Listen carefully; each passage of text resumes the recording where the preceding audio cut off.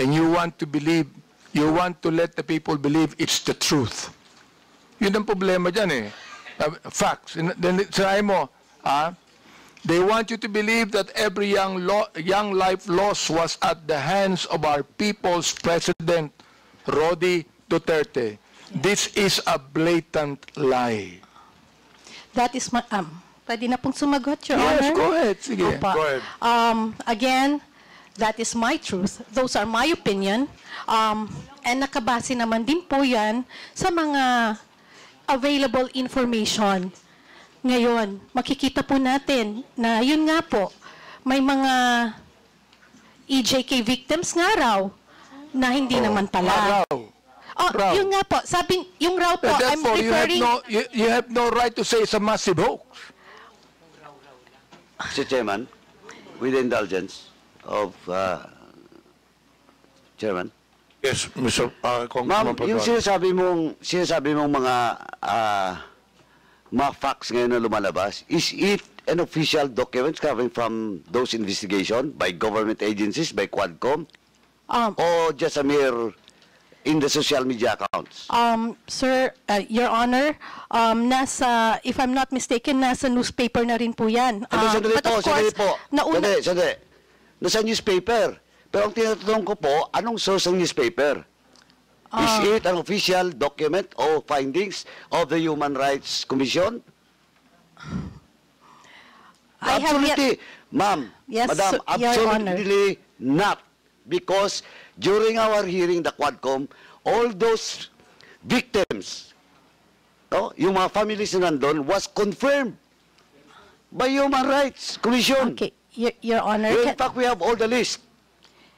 Your Honor, can I also answer now, kung pwede po? Okay. Lumabas po na may mga kapatid, yung mga biktima, na sila po mismo ang nagdi-deny doon sa mga ibinabalita ngayon Mr. Chair, Mr. Chair, I'd like to interject for a while here, while you're answering. Ang binabanggit mo, may nabalitaan ka? May nabalitaan ka? I mean, my goodness, if you would like to be a resource person here in this committee, kinakailangan, meron kang basis, meron kang tunay na basis, meron kang dokumento na masasabi. Sapagkat, Luca, ang Commission on Human Rights, for example, nag-imbestiga ng EJK at maraming nakita. Kami, in my Committee of Human Rights, marami kaming nakita. Oo. Samantalang ikaw, sinasabi mo, massive hoax ito. Wag naman, Mr. Chair. Gusto kong maniwala sa statement mo kanina. Pero ngayon, itong statement na ito, hindi na maganda eh. Nagsabi ka pa ng facts. Some of these so-called victims died years before or after Duterte's presidency. Where'd you get the information? Nasa balita po, Your Honor. Yung iba po ay namatay ngayong last year lang po, Madam, 2024. Mr. Chairman? Opo. Madam, sa Quadcom po, sa hearing namin, at it was confirmed by Human Rights Commission, lahat po na nakalista doon, under our records, was confirmed by Human Rights Commission.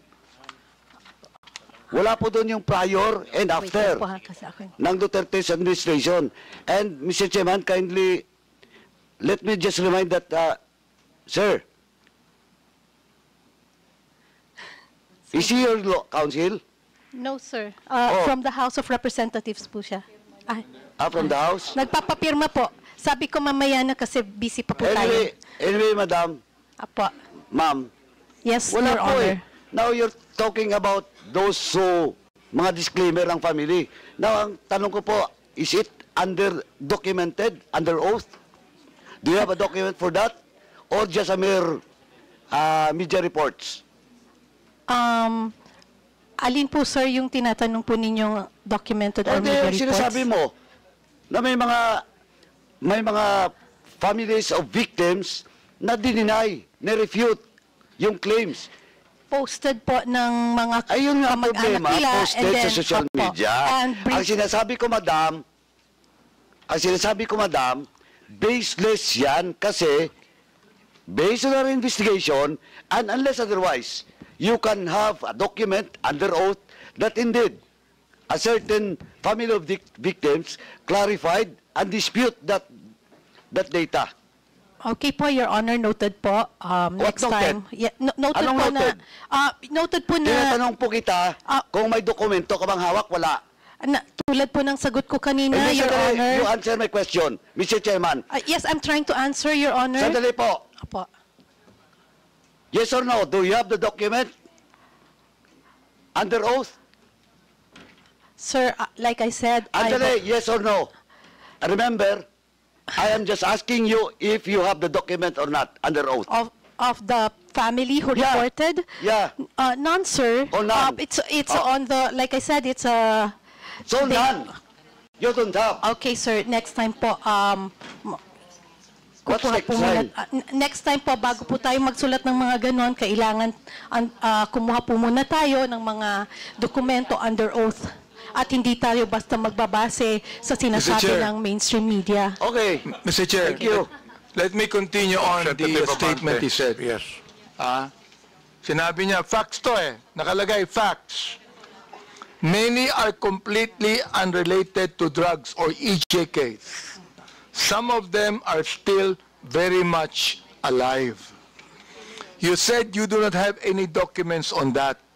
Now look, Miss MJ na lang po. Para hindi po Miss MJ, po. you are accountable to the victims and you are accountable to us in the Quadcom. Pinasinungalingan mo kami. Pinasinungalingan mo ang mga victims. Now look, if you do not apologize right now, you listen. Yes, Your Honor. If you do not apologize, I am going to make a motion to hold you in contempt. I apologize, sir. And tulad nga po ng sabi ko kanita, sa susunod po ay maghahanap na lang po muna tayo ng mga under Yun. oath. At Okay hindi to, po ha? tayo magre-rely sa mga balita ng news. Salamat na- po. Okay po. Kaya Maliwanag fake po. news. Yan ang ibig sabihin, non-fake news. Ito, tutuloy ko Salamat din po, Your Honor. Ito sinabi nyo, ikaw, ito, binanggit mo na ito and this is something that you should apologize also. Anong sabi mo?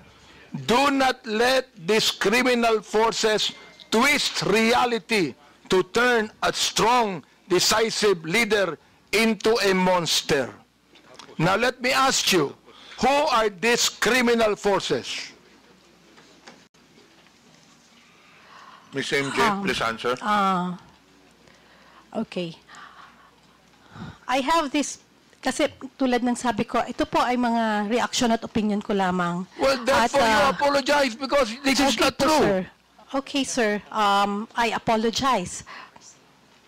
Okay, Mr. Chair, it's the second time that Miss MJ has apologized. I hope that next time, kayong mga vloggers, wag kayong magbibigay ng opinion lang, impression ninyo. Ibigay niyo yung katotohanan, may dokumento kayo. Sapagkat meron kaming documents to show Naiinsulto ko, I am insulted with your statement. Being the chairman of the Committee on Human Rights and one that's investigating, I am actually insulted with your statement. Again, my apologies, sir, and noted po sa mga suggestions po ninyo.